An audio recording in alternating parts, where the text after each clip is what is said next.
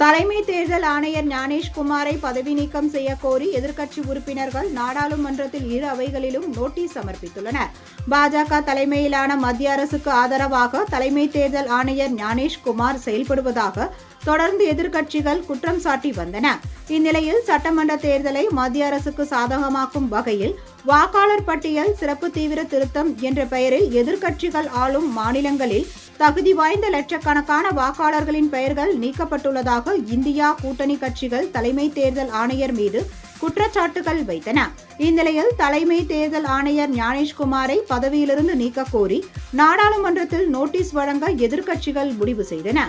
விதிப்படி தலைமை தேர்தல் ஆணையரை பதவி நீக்கம் செய்ய கோரும் நோட்டீஸ் குறித்தது மக்களவையில் 100 எம்பிக்கள் மற்றும் மாநிலங்களவையில் 50 எம்பிக்கள் கையெழுத்திட வேண்டும்.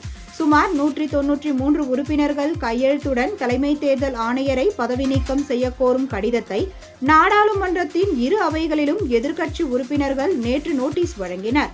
இதில் 130 மக்களவை உறுப்பினர்களும் 63 மாநிலவை உறுப்பினர்களும் கையெழுத்திட்டுள்ளனர்.